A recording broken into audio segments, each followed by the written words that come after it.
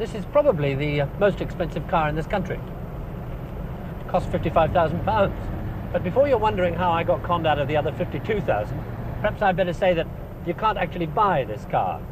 It's a test bed, a prototype containing many of the devices that you should be seeing fitted to cars over the next 10 years or so.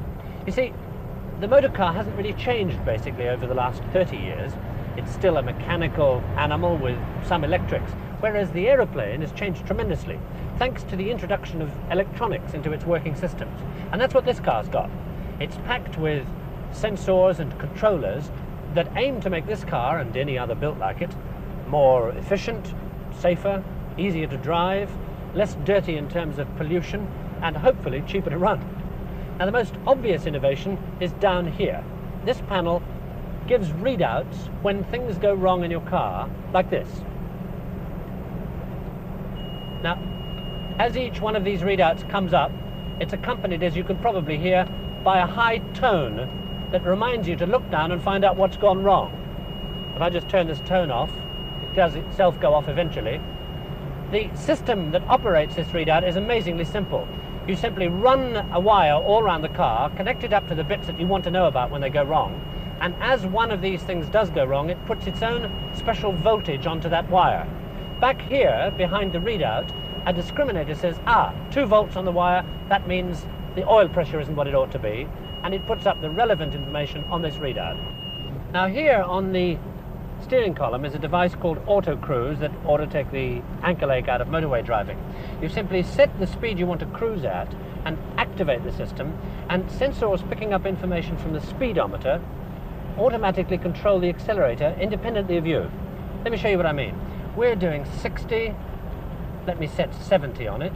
I'll activate it, take my foot off the accelerator, and there she goes, up to 70. Now, as soon as you touch the brake, of course, the whole thing disengages, so it's perfectly safe. Oh, and talking about brakes, something's been done to them too.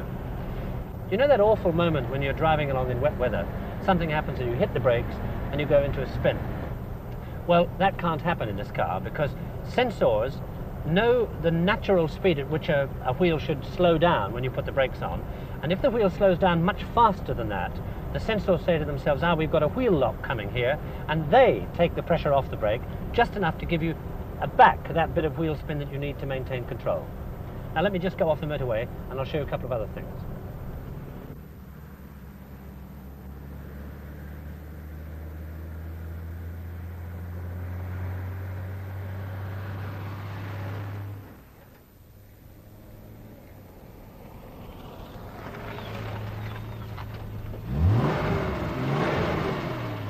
You can't rev this engine above what it ought to do.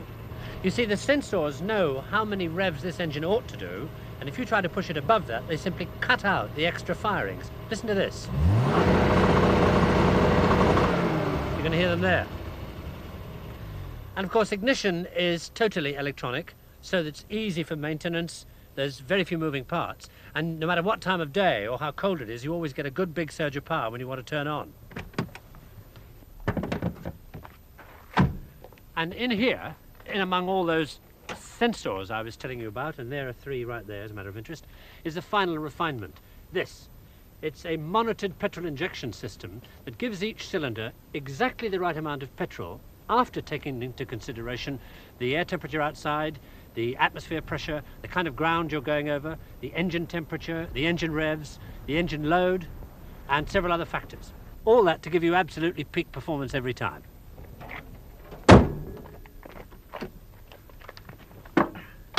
So there you are, the car of the future for £55,000. I'm taking it back. It's not the cost.